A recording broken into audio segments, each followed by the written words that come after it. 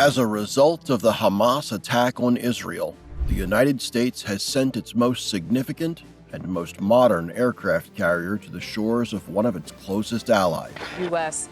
is sending to the eastern part of the Mediterranean in support of Israel. By doing this, the United States is sending a direct warning to Iran and terrorist groups throughout the Middle East that jokes with the U.S. are not acceptable. There are indeed some reasons for concern here. We will discuss this secret carrier and potential threats to Iran in the near future.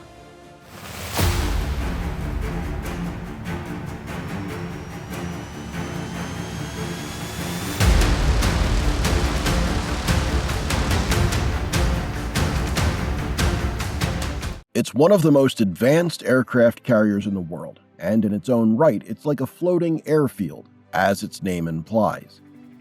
Gerald R. Ford is the largest and most expensive warship ever built, costing $13 billion. The Gerald R. Ford aircraft carrier is equipped with a 5-acre flight deck and state-of-the-art equipment designed to remain the world's most powerful aircraft carrier for a long time. More than 75 aircraft can be carried by the ship, ranging from helicopters to fifth-generation fighters and reconnaissance aircraft. This is a relatively significant number for 70% of the countries in the world because only some countries have the kind of fleet that the United States has. The aircraft carrier has unique characteristics that allow it to launch several aircraft, each with its unique features regarding protection. As a result, combat aircraft, surveillance aircraft, and helicopters can be used to gain air superiority, conduct reconnaissance missions, and gain air superiority during anti-submarine warfare. As of now, the most significant weapon of the carrier is the F-35 fighter aircraft, which is the carrier's primary weapon. In combat environments, it has a significant advantage due to its superior stealth characteristics, which allow it to operate in dangerous locations without being detected. Aside from its ability to perform air-to-ground and air-to-air combat, it can also perform information, surveillance, and reconnaissance missions. Because of its adaptability, it can perform a wide array of missions, including the F-35 aircraft and the operations of an aircraft carrier can significantly enhance the overall effectiveness and combat readiness of the page under various scenarios. The U.S. Navy aircraft carrier Gerald Ford is also known for its laser weapons, which have gained a significant role in the ship's defensive capabilities due to the latest upgrades. Laser technology has now enhanced the ship's defense capabilities by providing additional and, more importantly, instantaneous protection. Laser systems are capable of performing a variety of tasks, providing accurate and timely responses to threats such as reconnaissance drones, missiles, small boats, and other threats is one of their most essential roles in the carrier's defense system. In addition to offering a practical and cost-effective defense, these devices significantly enhance the security of the aircraft carrier. As a matter of fact, you will never see an aircraft carrier alone on the high seas. Cruisers and destroyers of the carrier group will always accompany it. As a formidable and adaptable force, carrier groups can conduct various military operations, from combat missions to humanitarian assistance. They are capable of performing a wide range of military operations. A guided missile cruiser like Ticonderoga is integral to the Gerald Ford carrier group. Cruisers like Ticonderoga have the latest radar and weapons, acting as attack platforms and defenses. The advanced Aegis combat systems provide powerful anti-air, anti-surface, and anti-submarine defense systems to support the entire carrier strike group air defense strategy. Aside from cruisers, the aircraft carrier is accompanied by guided missile destroyers of the Arleigh Burke class. As a result of their highly adaptable and maneuverable capabilities, these highly adaptive and maneuverable warships play a crucial role in multi-role missions, such as air defense, ballistic missile defense, anti-submarine warfare, and surface warfare. The aircraft carrier and its allies are protected from many dangers due to the modern equipment and technologies used by the Navy. In addition, there are several cases of such a shoot-down that have already been recorded during the ongoing war between Hamas and Israel, as evidenced by the operation of the air defense systems of this particular aircraft carrier group right now. A squadron of multi-mission littoral combat ships further strengthens the carrier strike group, as these ships are capable of operating in both open waters as well as coastal environments. The group can respond to a variety of operational needs. In addition to their modularity and versatility, these boats can be maneuverable and carry out various operations including mine action, surface operations, and anti-submarine warfare. It is also important to note that a carrier strike group includes support and logistics ships and combat boats essential to long-term operations. As part of this, tankers are responsible for supplying gasoline, ammunition, and other essentials to the fleet, among other things.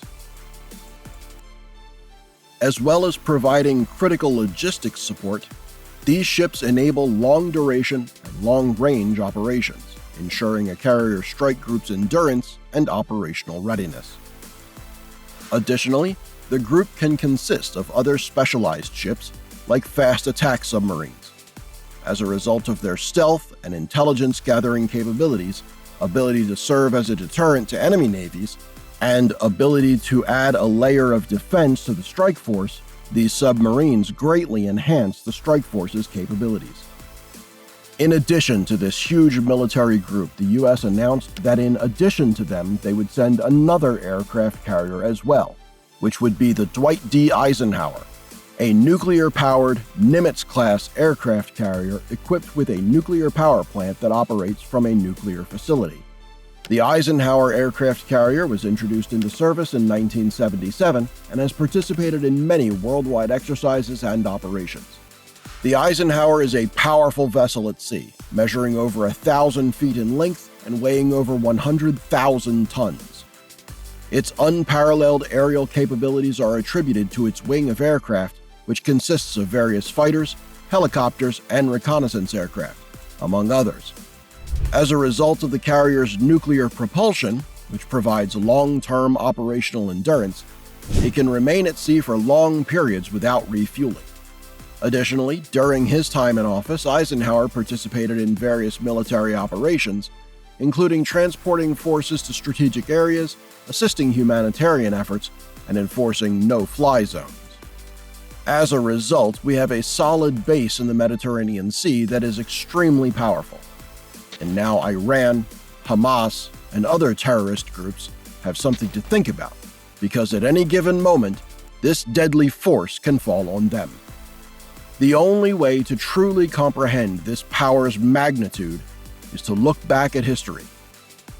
American and coalition forces are in the early stages of military operations to disarm Iraq, to free its people, and to defend the world from grave danger. It was in 2003 that the United States launched a massive military operation called Iraqi Freedom to overthrow Saddam Hussein's dictatorship in Iraq.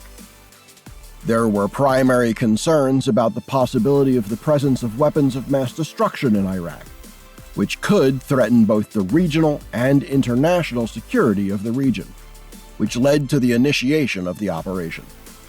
Initially, the decision was made to operate in Iraq based on intelligence assessments, which indicated its availability in light of fears of the proliferation or use of such weapons. Concerns about Saddam Hussein's repressive regime, allegations of human rights abuses, and the possibility that he was supporting terrorist groups have further exacerbated the need for action. The operation, which was carried out by air and ground forces, began with a swift and decisive military strike to overthrow Saddam Hussein's regime. During the conflict, the coalition led by the United States received assistance from several other countries concerned about the intentions and behavior of the Iraqis. The U.S. military demonstrated its ability to destroy critical military installations and quickly weaken Iraqi defenses through the use of advanced technology and targeted bombing. During this first phase, The goal was to minimize casualties as much as possible while consolidating power and weakening the Iraqi regime's resistance. The success of this operation was attributed mainly to the 5 aircraft carriers involved in the process. They were primarily used as floating air bases, enabling the deployment and operation of various aircraft. Precision fighters, reconnaissance aircraft that collected valuable information, and support aircraft used for electronic warfare and logistics were among these aircraft. In addition to the sheer number of aircraft they were based on and the great variety among them, their greatest strength lay in their ability to move troops quickly and successfully over long distances. Even though the presence and capabilities of these aircraft carriers present a severe threat to adversaries, particularly in the region, Iran remains a significant regional power with a powerful deterrent in the form of U.S. carrier strike groups. Besides providing a substantial barrier against hostile actions, the carrier's ability to carry out fast and precise airstrikes and project power throughout the Middle East region significantly deter aggressive actions. However, a potential U.S. campaign against Iraq was to take place.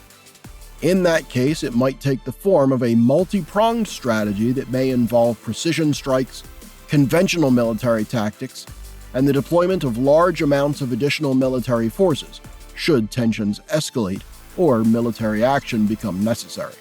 The importance of emphasizing this point cannot be overstated. However, severe diplomatic efforts are often made to reduce tensions and find a peaceful solution before resorting to military action. The American campaign against Iran may consist of several main elements. The United States has recently published a map of the Iranian military installations that they intend to attack first. Therefore, Iran's war against the United States has already turned into a logical and clear defeat. However, if the operation were to take place, it is likely to involve an air and naval force, and the aircraft carriers would, among other things, be able to launch attack aircraft, provide air support, and act as command centers for coordinated movements, among other things. The primary military tactics will likely be precision strikes aimed at specific military outposts, critical infrastructure, or strategic assets related to the Iranian nuclear program or ballistic missile stations.